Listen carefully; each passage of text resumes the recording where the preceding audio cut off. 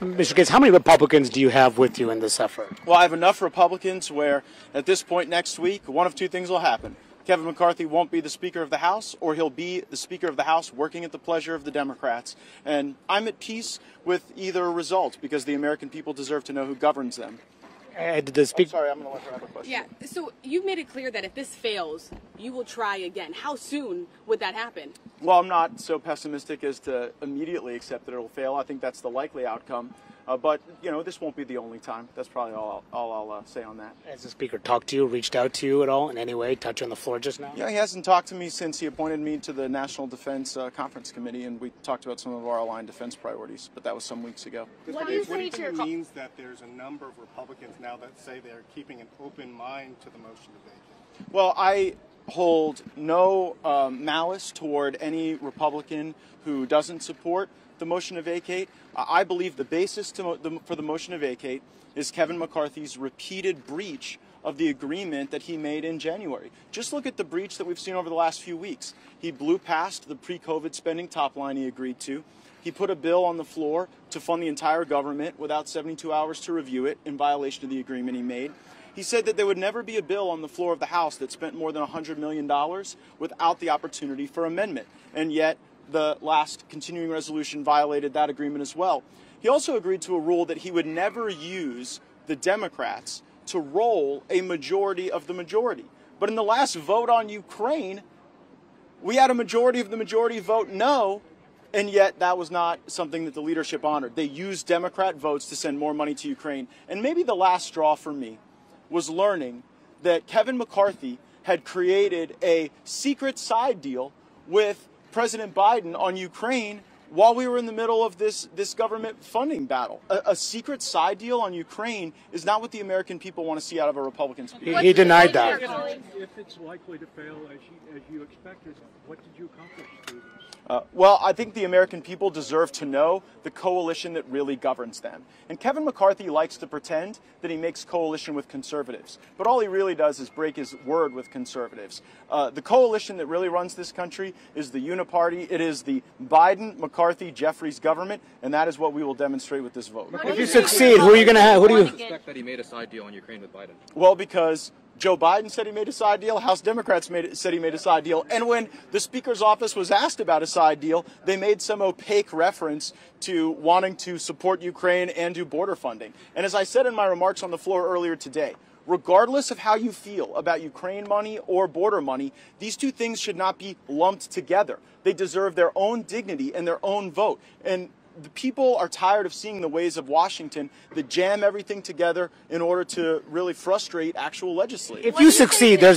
succeed, McCarthy's almost certainly going to put himself up as a candidate for Speaker again. And that may mean there's no one who can get 218 votes. Are you prepared to go through that possibility with no one getting 218 votes? Well, I would think that if it took Kevin McCarthy 15 rounds to become Speaker, and after 8 months of a failed speakership, and after a successful removal vote, as your hypothesis would portend, that he would take a hint. Do you have someone? Are you talking to any Democrats about this? If it were serious, you'd be trying to convince them. Look, I have made no deal with Democrats because I believe that Democrats should vote against Kevin McCarthy for free. It's Kevin McCarthy who's out there offering deals to Democrats. So if there's a deal made with Democrats, the only deal is to make one with McCarthy. Because I'm not offering anything and won't offer anything. And by the way, if the Democrats want to own Kevin McCarthy, they can have him. Because one thing I'm at peace with is when we stand here a week from now, I won't own Kevin McCarthy anymore. He won't belong to me. So if the Democrats want to adopt him, they can adopt him. If you're successful, who would be your alternative? Who would you be putting up there if you're successful?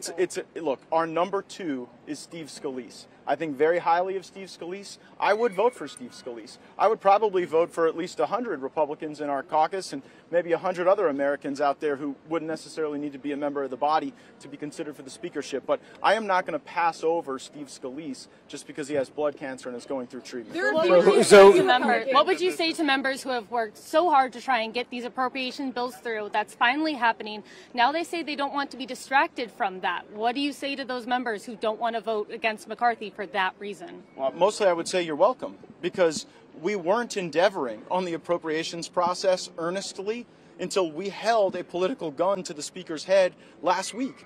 We left for a 6-week vacation, and we'd only passed one of our appropriations bills, the Veterans Bill. If Kevin McCarthy was serious about appropriations, we'd have been here all of July, we would have been here in August, and we would have been doing the people's work, passing their budget. The American people are tired of Washington, D.C. not having a budget, running $2 trillion annual deficits, sitting atop a $33 trillion debt. And if this country's going down, I'm going down fighting. I'll give you a follow-up. I mean, it's happening now, right? Y'all were supposed to be back home in your districts. That hasn't happened. There are appropriation bills on the calendar. I know it might have taken a while to get here, but you're here. And so what do you say to your colleagues who say we can't support this because we want to get this done? We want to get the government funded. Well, I would suggest if we were real serious about that process, we wouldn't be having 4-day work weeks. I mean, we started votes tonight at 6:30 p.m. on a Monday. Most Americans don't start work at 6:30 p.m. on a Monday and end a few hours later, right? So I don't believe that the level of effort that you're seeing out of the Congress this week is reflective of the momentum that we had built previously. But you're going to need Democrats. You're going to need Democrats to vote with you to oust McCarthy, and you're criticizing McCarthy for having to potentially need Democrats to keep him in the job. I mean, aren't you pretty much doing the exact same thing here? Manu, the yellow brick road of working with Democrats has been paved, constructed, engineered, and architected by Kevin McCarthy. Look no further than the debt limit deal, a deal he passed with Democrats. Look no further than the last continuing resolution, which he passed with Democrats. And by the way, if he's able to stay in power, it will be him working for the Democrats, continuing to do their bidding. So this is a revealing exercise, and I think it'll show the country who's really in charge. Just to follow up on that, though, most Republicans still do support McCarthy. So why bring this up if you don't have the support of most of your conference? Well, he doesn't have my support anymore, and he doesn't have the support of a requisite number of Republicans to continue as the Republican Speaker. Now, he may continue as the House Speaker, and he may continue as a Speaker of the Democrats and some sort of uniparty coalition, but he is not going to be a Speaker in power as a consequence of Republican votes based on the number of people who are going to be with me. Is this like a personal disagreement you have with McCarthy, or is this solely just on... You know, it's so funny that I come out here, and I've been doing this for a great number of days with all of you, and I lay out in Technicolor the specific areas of breach of the agreement. Breaching the 72-hour rule, breaching the suspension rule, blowing past the top lines, not passing single subject spending bills, and yet the McCarthy operation continues to try to make this some sort of personal beef. No one seems to be real eager in engaging me on the substance of my argument, which is that we need single subject spending bills, we need to return to pre-COVID spending. But some people try to make every policy disagreement personal because they are so personally embarrassed from their own failures. And so this has nothing to do with a personality. This has to do with breach of an agreement. I laid that breach out weeks ago. I stood on the floor. You all covered it. And I said, these are the areas of breach. They have to be rectified. Instead of getting any sincere effort to resolve that, you know, we heard the Speaker's profanity and his bluster, and that's simply not strong leadership. Do you believe that I'll go to Rachel next. Mr. Gaetz, are you concerned that some conservatives who agree that McCarthy is in breach of these promises he made in January are not backing your effort? People like Chip Roy, Byron Donalds, Thomas Massie, obviously somebody who tried to oust Boehner, says that this could backfire conservatives. Are you worried about that pressure and that fracture in conservatives actually undercutting you? Chip Roy and Thomas Massie, we all want to get to the same place. We all want to have less spending. We want to return to the budget process that is in law.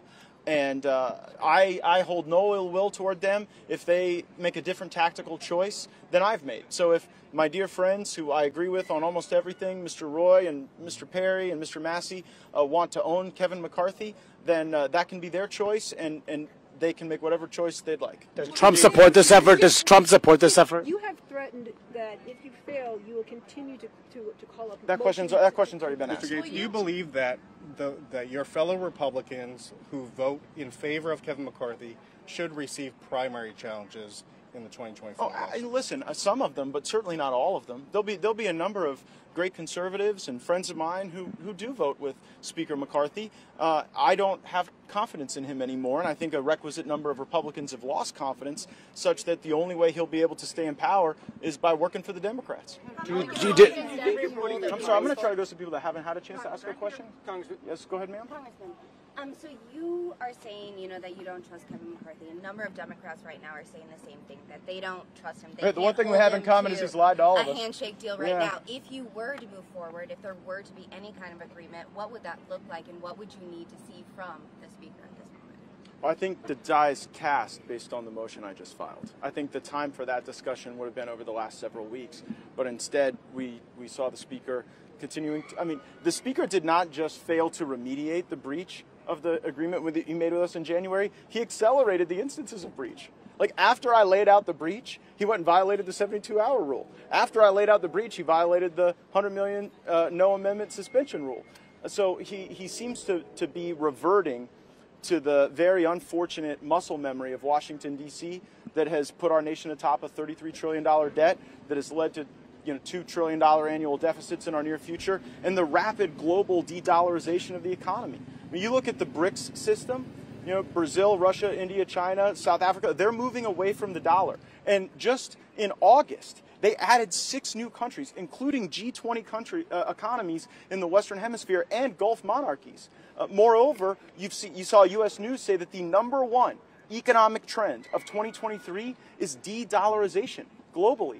This worries me. You all get all worked up that there's going to be some uncomfortable, chaotic moment, that I'll feel pressure from conservatives or Democrats or whomever. I feel the judgment of history. I feel the weight of that.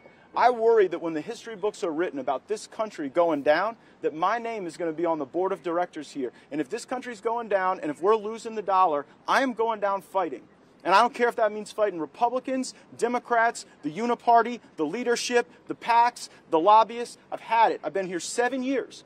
We don't have a fucking budget. We haven't had one since the mid-90s. I am through with it. I apologize for using that word, but the only path forward here is to have single subject spending bills that can be reviewed, amended, considered, and I think that is the responsible way that our legislatures all over this country operate, for good reason. For more breaking news videos of the 2024 U.S. election, please smash the subscribe button below and don't forget to like the video. God bless you, and may God bless America.